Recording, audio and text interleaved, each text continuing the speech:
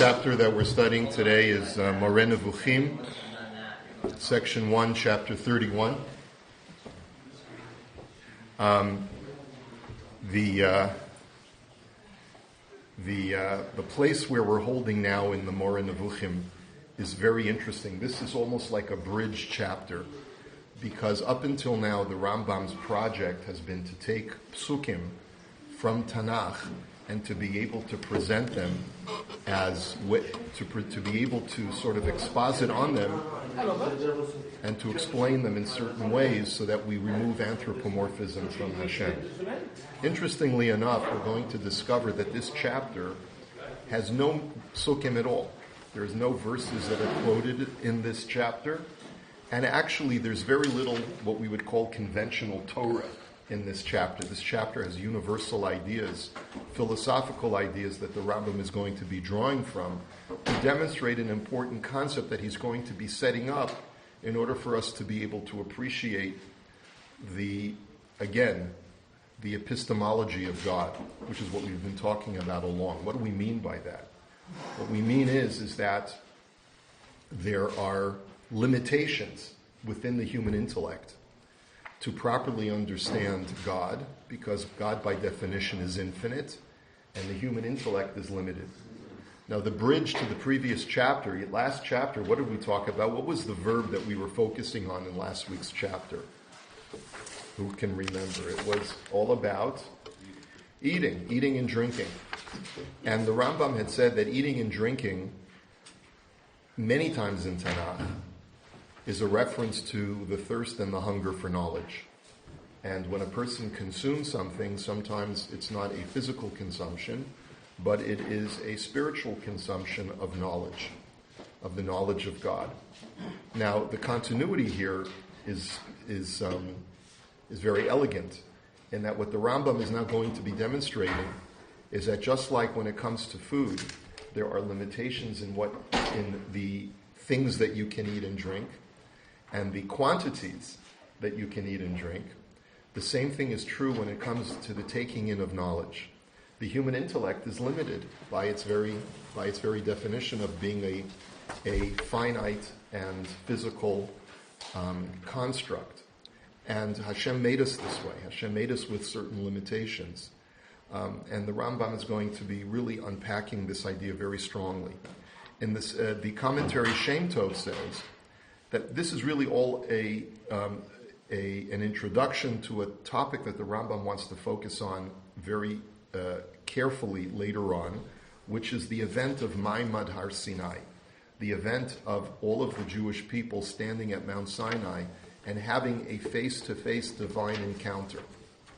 The Rambam's understanding of that encounter is very different from other commentators' understanding of that encounter. Most other ways of understanding that is that it's a physical experience of sound and of sight, and the Rambam does not understand it that way. The Rambam understands it that it's purely an intellectual, apprehensive experience. There may have been no noise that actually was audible at Ma'amad Har Sinai, and we're going to get more into that, but the point that he's going to present to us is that due to the limitations of each person's intellect, each person had a unique experience at Ma'amad Har Sinai based upon their intellectual capacity. And this whole chapter is the setup for that discussion. So I'd like to get started because there's a lot of verbiage, and we're going to run through it as quickly as we can. Okay? He says, know that the human... I'm sorry that I don't have an extra copy of the text today, so I would ask maybe that, Yisrael, if you want to share with someone in there inside.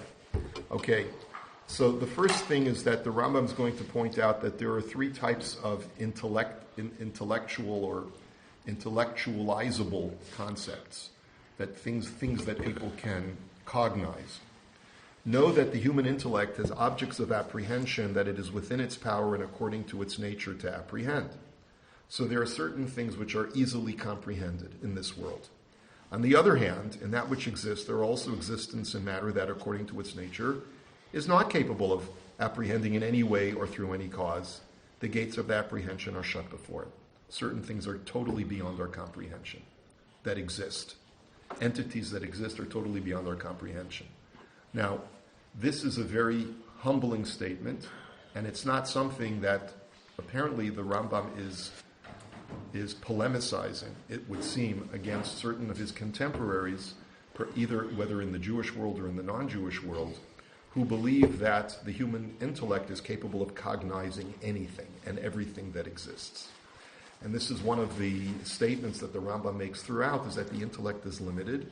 We know this from the Mishnah in Chagiga. We're going to discuss that shortly. But this is a given. And the third category is there are also in that which exists things of which the intellect may apprehend one state while not being cognizant of other states. There's a third category of things that exist where you have limitations on what and where and how you can cognize those things. The fact that it apprehends does not entail the conclusion that it can apprehend all things, just as the senses have apprehensions, but it is not within their power to apprehend at whatever distance the objects of apprehension may happen to be. So by analogy, I can clearly see a car, right? But the car has to be within my proximity. If the car is 3 blocks away, I may not see it, even if I have a clear view of it. So there are limitations, even though there are certain objects that are cognizable, but there are limitations to that cognition. Similarly, with regard to all other bodily faculties, for the fact that a man is able to carry 200 weights does not mean that he's able to carry 1,000 weights.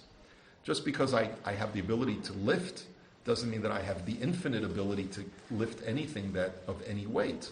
I have limitations. And the human mind is like a container, as we're going to see. Just because the human mind is like a container doesn't mean that you can put anything and everything in it. Some containers are limited in their capacity. Okay? The difference in capacity existing between the individuals of the species with regard to sensory apprehensions and all the other bodily faculties is manifest and clear to all men. And then his next point is that not only when it comes to the objects of apprehension or cognition are there differences, but also within the cognizers, the human beings that cognize, there are clearly differences. We are all unique in the ability that we have to cognize things. And so one person will be able to understand things very well, and another person will be able to understand that very same thing less well. And the two people may flip when it comes to trying to understand something totally different. Like men are from Mars, women are from Venus, right? So I can understand how to assemble a chair from IKEA, but I haven't a clue about people's emotional states, let's say, where my wife is just the opposite. She wouldn't know what to do with a chair from IKEA, but she has a much better understanding of the human condition. Just as an example, okay? However, it has a limit in as much as these capacities cannot attain to every distance, however far away, nor to every degree, however great it may happen to be.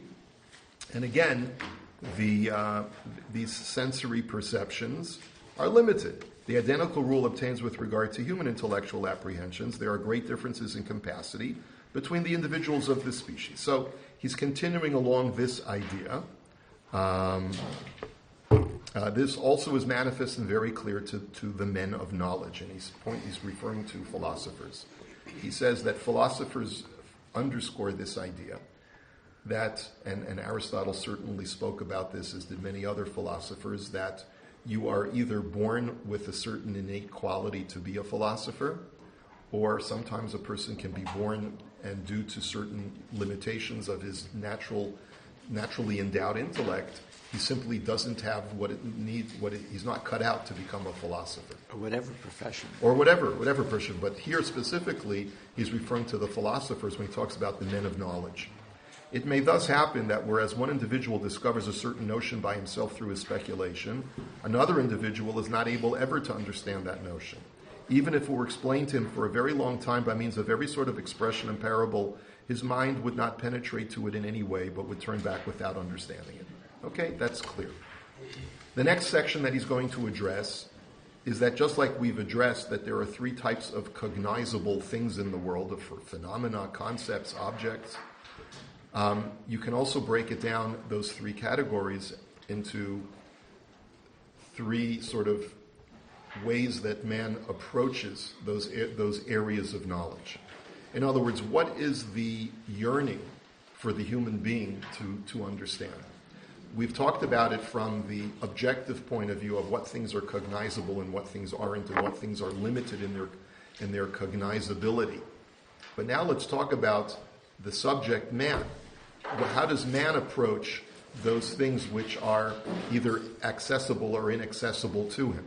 And he states as follows. He says, this difference in capacity is likewise not infinite, for man's intellect indubitably has a limit at which it stops. So the first thing he says is that even though there's great difference between different human beings in their intellectual capacity, no one has infinite capacity. You may have one person may have a small container, another person may have a large container, but all the containers are finite in their limitation. So no one has infinite capacity to understand. There are therefore things regarding which it has become clear to man that it is impossible to apprehend them, and he will not find that his soul longs for knowledge of them, inasmuch as he is aware of the impossibility of such knowledge and of there being no gate through which one might enter in order to attain it. And so therefore the Rambam now talks about the yearning that human beings have to attain knowledge. So in the first category of things that are impossible for a person to ever comprehend, once a human being knows that there are certain concepts that are outside of his grasp completely, he'll never be able to even begin to understand them, he stops wanting to try to grasp them. It's almost like, like the Ibn Ezra says about the mitzvah of lo tachmod, do not covet.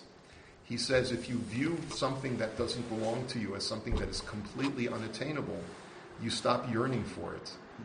And so, for example, a human being never wishes in earnest, I wish I could fly. Because you know that it's simply not possible to sprout wings and fly.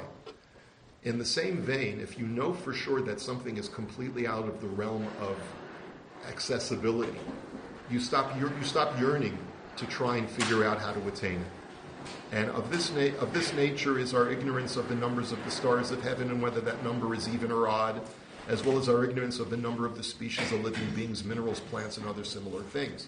This may be anachronistic to us because in science today we've realized that we have access to certain knowledge that someone in the Rambam's time didn't. But the Rambam's examples are, the stars are completely inaccessible to us. We're never going to make it out into space, right? It's just impossible to get out into space. So human beings in the medieval period where an eye lives, says the Rambam, we study the stars, but we know that we'll never be able to count the stars. He said that? Yeah, he says that. I mean, to get out there. Well, I mean, that's essentially what he's suggesting. It's impossible to reach the stars. And if it's impossible to reach the stars, we'll never be able to count them. And so we've lost interest. The human mind or the human drive loses interest in things that it knows it simply cannot attain. Okay? Now, on the other hand, there are things for the apprehension of which man will find that he has a great longing. If something that he detects is somewhat accessible, then human curiosity is piqued, and he wants to try and figure out what these things are. The sway of the intellect endeavoring to seek for and to investigate their true reality exists at every time and in every group of men engaged in speculation. With regard to such things, there is a multiplicity of opinions. Disagreement arises between the men engaged in speculation, and doubts crop up.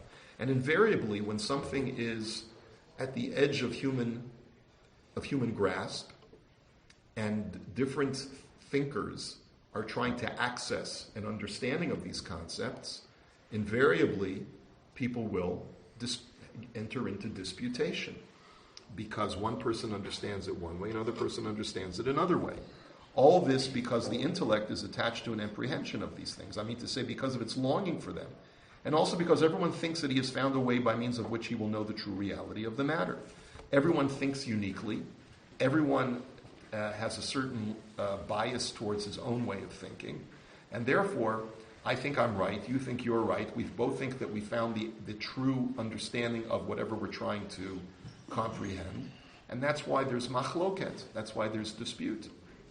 Now, it is not within the power of the human intellect to give a demonstration of these matters. And I think what he's trying to say is that I don't need to prove this point. And you know why I don't need to prove this point? Because for in all things whose true reality is known through demonstration, there is no tug of war and no refusal to accept a thing proven, unless indeed such refusal comes from an ignoramus who offers a resistance, that is called resistance to demonstration. The point I think that he's saying over here is that when something is so manifest, when something is agreed upon, when there's consensus on a certain thing, then we say that its true reality is known through demonstration, meaning that it's not something that I necessarily have to argue logically, but rather it's something that is a given. There's certain things that are axiomatic, and therefore there's no reason for any logically thinking human being to challenge those things. So he's transitioned, it seems, from the category of things which are speculative, which means that they're somewhat within human grasp but not completely self-evident. And now he's talking about things that are so self-evident that no one rational would dispute those things. Thus you can find groups of people who dispute the doctrine that the earth is spherical and that the sphere has a circular motion, or that the Ibn Tibon translates, and that the sphere is round. And with regard to other matters of this kind, these folk do not enter into our purpose. Yes, are there going to be people who dispute axiomatic things that have already been demonstrated, like the earth being round? Of course there are going to be. By the Rambam's time, it was manifest that the earth was round. People who think that Columbus didn't know that the earth was round, that's a fallacy. I mean, there may have been people who were primitive and thought that. Look, there was a guy just recently, I just read it online, there was one of these they call them flat earthers. People who believe still in the 21st century still believe that the earth is flat. But they're a laughingstock. This guy built himself a rocket and shot it off in the desert and died, right? Because he thought he could do everything on his own. And he attached himself to the rocket. He put himself inside the rocket, thought he would go up into the sky and be able to see that the earth is flat because there would be no curvature. He wanted to prove it to himself. And Nebuch, he was, unfortunately... This is recently, a couple of weeks ago. Yeah. Unfortunately, people are still somewhat foolish. He says, the things about which there is this perplexity are very numerous in divine matters, few in matters pertaining to natural science, and non-existent in matters pertaining to mathematics. So there are certain things that are axiomatic, especially in mathematics, where, you can't dispute that 1 + 1 is 2. When it comes to natural science and physics and in other areas of studying nature, there sometimes are disputes. And when it comes to metaphysical matters of the understanding of the divine, then you certainly have areas of dispute, because that becomes even more speculative, because these are not things that we can study up close. And now he quotes Alexander of Aphrodisias, who is a 2nd and 3rd century philosopher who was very important to the Rambam. Why is he very important to the Rambam, even though the Rambam is living in the 12th century, not in the... So Alexander of Aphrodisias is 900 years before the Rambam. Why is this person so important to him? So if you take a look, I just pulled out an encyclopedia entry on the bottom of your handout. Alexander of Aphrodisias was a peripatetic philosopher, which means he was one of the followers of a certain school of Aristotle, and the most celebrated of the ancient Greek commentators on the writings of Aristotle. He was a native of Aphrodisias in Korea, which is ancient Turkey, and lived and taught in Athens at the beginning of the 3rd century, where he held a position as head of the peripatetic school. He wrote many commentaries on the works of Aristotle, extant for those on the prior analytics, and so forth. Several original treatises also survive, and include a work on fate in which he argues against the Stoic doctrine of necessity, and one on the soul. His commentaries on Aristotle were considered so useful that he has styled by way of preeminence the commentator. By the 6th century, Alexander's commentaries on Aristotle were considered so useful that he was referred to as the commentator. His commentaries were greatly esteemed among the Arabs, who translated many of them, and he is heavily quoted by Maimonides. So, many of Alexander's writings are only preserved in Arabic, because the Arab world, for a variety of reasons which are beyond our discussion today, embraced particularly Aristotelianism as the form of Greek philosophy that they felt integrated most effectively with Islam. And the Rambam is a product of that society. And therefore his understanding of philosophy is Aristotelian through a lens of the interpreters of Aristotle that came after Aristotle, and particularly Alexander of Ephrodiseus is one of them. So he said that there are three, and by the way, this document that the Rambam is quoting from Alexander was only extant in Arabic, and you can look at Pine's footnote to learn more about it. He says there are three causes of disagreement about things. Why do people disagree about concepts? One of them is love of domination and love of strife, both of which turn man aside from the apprehension of truth as it is. First reason why people disagree, even within the philosophical community, sort of like a Yetzer Hara that people have to disagree. You find this among chavrusas in the Beis Medrash as well. Scholars who, if my chavrusa says X, I immediately want to assume that perhaps he's mistaken and I will say Y. And it becomes almost like a rivalry of exchanging of ideas. That's one reason why people disagree. The second cause is the subtlety and the obscurity of the object of apprehension in itself and the difficulty of apprehending it. Reason number two is because the object that I'm trying to apprehend is very subtle, very esoteric, and it's not easily comprehended.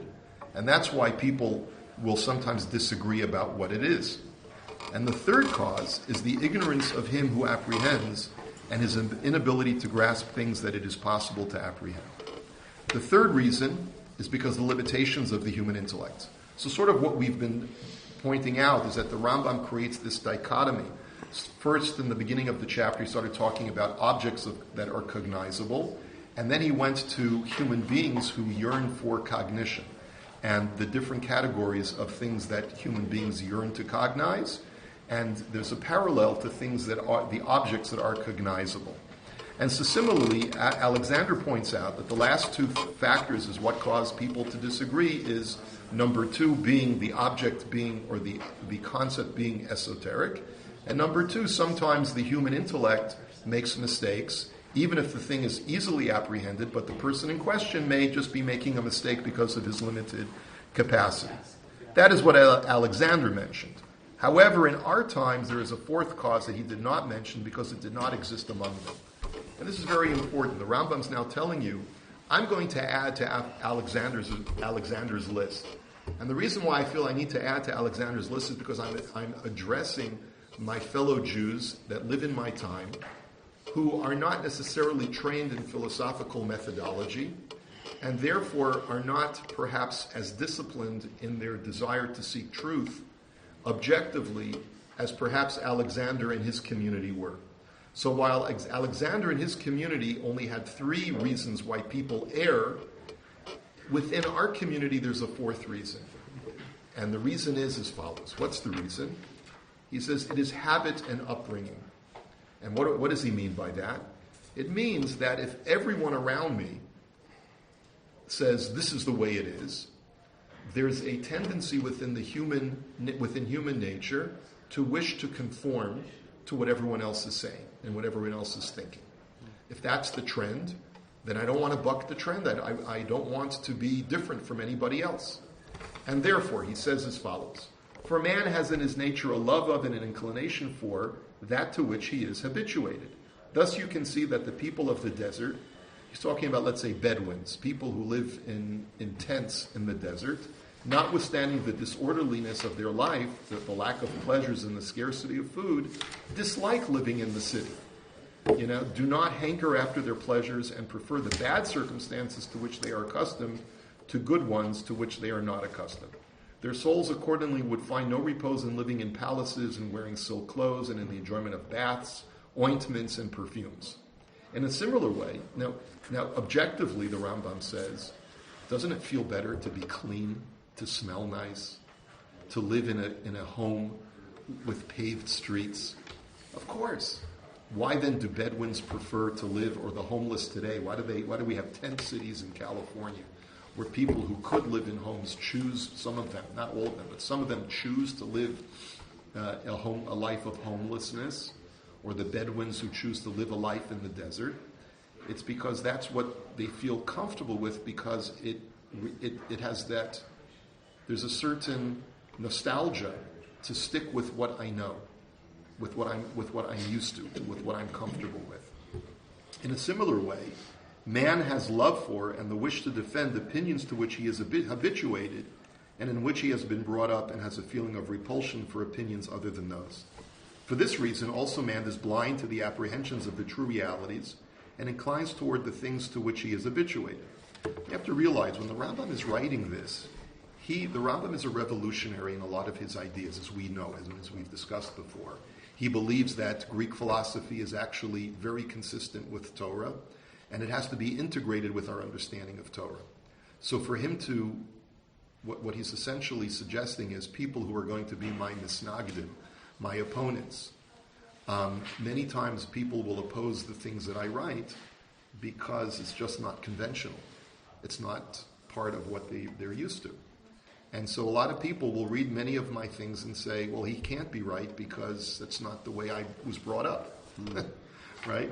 Okay, this happened to the multitude with regard to the belief in his corporeality and many other metaphysical subjects, as we shall make clear. Later on in chapter 47, he's going to be discussing this in more detail. But his point is that why do a lot of people think that God has form and God is corporeal? Because when they were brought up and they were taught legends about the way the Jews left Egypt and all of these things, the stories were presented to them in extremely anthropomorphic ways, presenting God as having some corporeality, and they can't get it out of their heads. All this is due to people being habituated to and brought up on texts that it is an established usage to think highly of and to regard as true, and whose external meaning is indicative of the corporeality of God and of other imaginings with no truth in them. For these have been set forth as parables and riddles. This is so for reasons that I shall mention further on. Again, we'll look at chapter 46 and 47. At this point, I just want to mention to you something very, very briefly, and that is, because I know we're running up against the clock, the Rambam's introduction to this 10th chapter of Sanhedrin also addresses this point, and he says that among the common Jew on the street, there are a lot of misapprehensions, misconceptions, and a lot of that has to do with the fact that people oversimplify the words of our sages, failing to appreciate that many times they speak in metaphor. And because they were habituated, they grew up with the impression that Chazal's words were meant to be taken literally, when they were really meant to be taken metaphorically. They're going to reject what I say, and they're not going to appreciate it. And the point that the text that I want to bring to your attention is, he says, if you, reader, are from one of the first two groups, people who take the words of our sages literally, and either say that reality must conform to what our sages say, even though prima facie they don't, or you believe that the rabbis were simpletons, he says, you've got it totally wrong. Do not pay attention to my words and not to any matter of it, since no part of it will be fit for you, but rather it will hurt you and you will hate it. For how can light foods that are few in quantity but proper in quality be fit for a person who is accustomed to bad foods? Rather, in truth, they will hurt him and he will hate them. Look how he's gone back. Look, in his Perush HaMishnayos, the Rambam talks about food.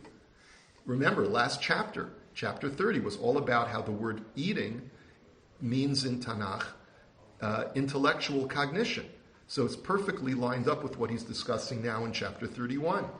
He says, did you not know that the people that were accustomed to eating onions and garlic and fish said, and our souls are disgusted?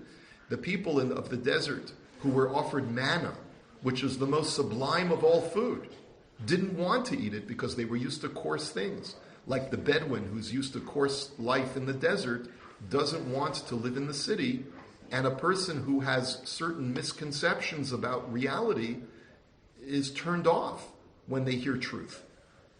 Right? People don't know how to handle truth because they've sometimes been brought up in a world that is filled with mistruths. And that's really the point that he wants to say. And this is a setup for the ideas that he's going to present further in Moreh Nevukhim, which is going to somewhat sort of rattle the minds of people who are used to convention when we talk about things like Maimed Har Sinai and so forth. Do not think that what we have said with regard to the insufficiency of the human intellect and its having a limit at which it stops is a statement made in conformance to law. What does the Rambam mean by this? We know there's a Mishnah in Chagiga that says that there are certain things that you're not allowed to expound upon. The Mishnah had said that you're not allowed to delve into what is above, what is below, what is in front, what is in back, or what is before and what is after. There are certain things that you're not allowed to delve into. Now, it sounds like that's a halachic statement. But the Rambam says it's not just a halachic statement. It's not a matter of legality. It's a matter of reality. The Mishnah is telling you the reason why you should not delve into this is for the simple reason that you won't be able to comprehend certain things. Okay? And therefore, do not, it says, for it is something that has already been said and truly grasped by the philosophers without their having concern for a particular doctrine or opinion. And it is a true thing that cannot be doubted except by an individual ignorant of what has already been demonstrated. We have put this chapter before others only with the view to it serving as an introduction to that which shall come after it. And therefore his point is, this has all been the bricklaying, the foundation laying of what will come after this chapter, where we're going to be getting into some more esoteric concepts that are going to unsettle the convention. Be prepared for it, and then we're going to go on from here. So this is where we'll hold it for today. I'm sorry for going a little bit over time.